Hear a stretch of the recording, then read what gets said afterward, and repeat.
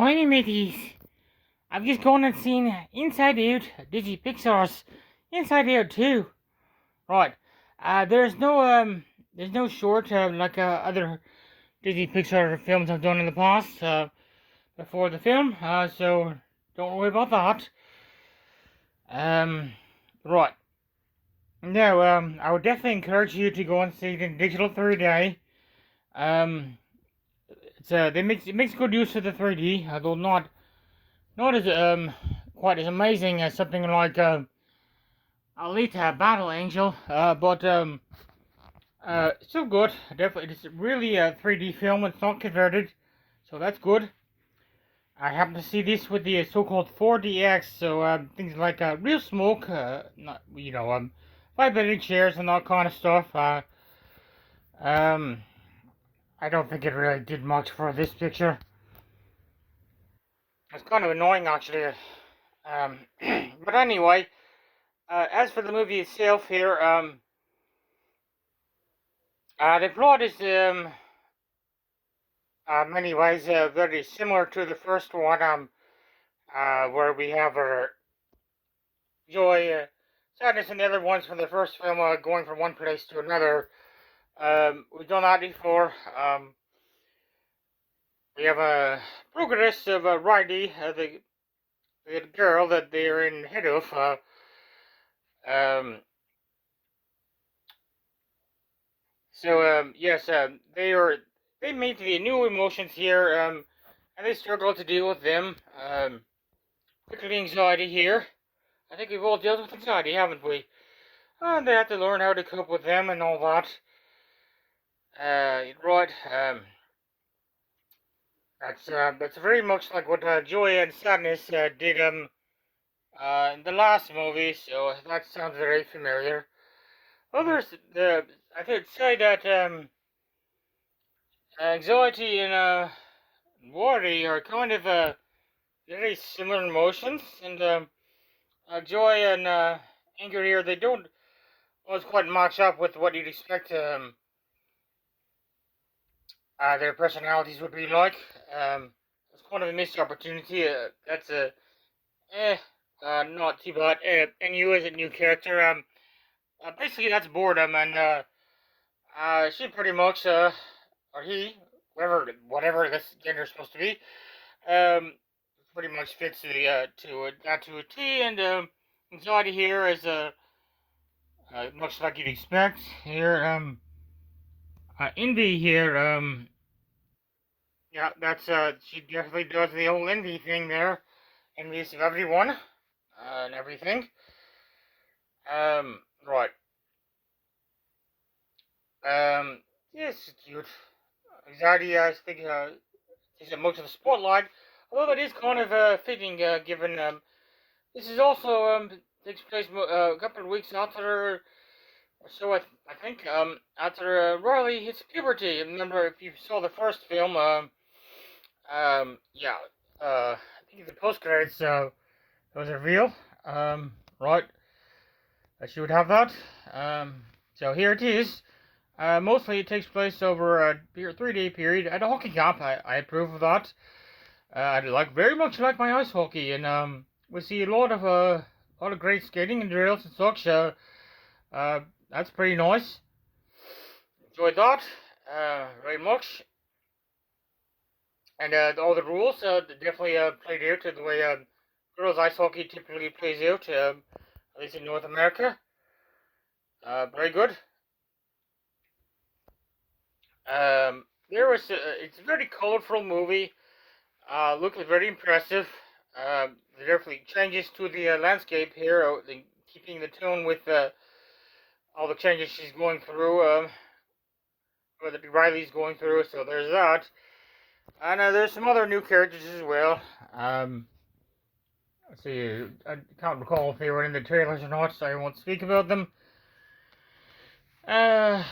Yes. In many ways, it's very familiar. It's still a decent film. If it wasn't the first one, wasn't a thing, I would say that this would be impress me more for what it works with. It does introduce some new novel concepts, such as the way it pushes things to the back of the mind, how it illustrates that. There is some the whole idea of a belief system. They didn't have that in the last one. That's actually very important. How people's minds actually work. Though that does speak to something I think is a kind of a problem for this franchise as it is. These characters are basically making decisions. That's not how I would see it. I would think it as a logic uh, is pretty much, well, it was what should govern how we do things. Well, emotion is the motivation for doing it. That's how I see things anyway.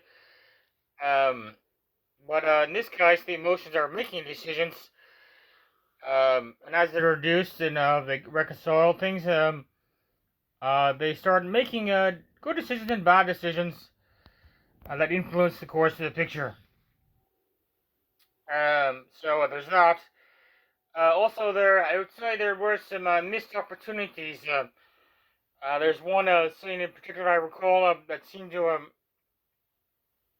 one character actually we see briefly, and then we don't see again until the yes, the post credits scene, which felt very underwhelming.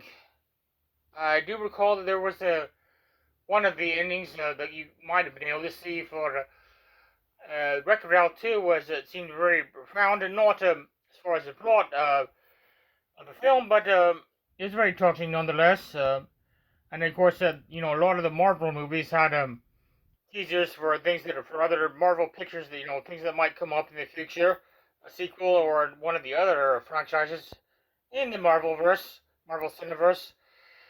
But not in this case. It seemed like something that could have been really used to set up these things for a potential sequel, but we don't get that. And ultimately, it didn't make much of a statement either. I guess thinking, didn't seem that terribly important. I will give credit to the credits for having a nice presentation in 3D. You see things in the background and foreground. It's very nice looking. There's a little bit towards the front in the beginning of the credits. See a little more detail about how things turned out from that her hockey camp, uh, which kind of wraps things up, and how they get along, how these characters get along, the new ones and the old ones. So there's that. Overall, I'd say it's mostly kind of it feels very much like the last movie, actually. Except this time mostly takes place over a 3D period, and most of the actual actions that Riley does revolve around ice hockey, which I enjoy. That's pretty nice, and how she relates to her teammates, or possible teammates, on the ice.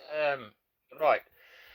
And so actually though, it did give me did make me think actually though about my emotions actually, and how I could potentially visualize them, or rather how I'm feeling, and maybe think about how I'm feeling, and I did maybe a little bit more conscious about my feelings and how to process them. So I suppose that's a good thing.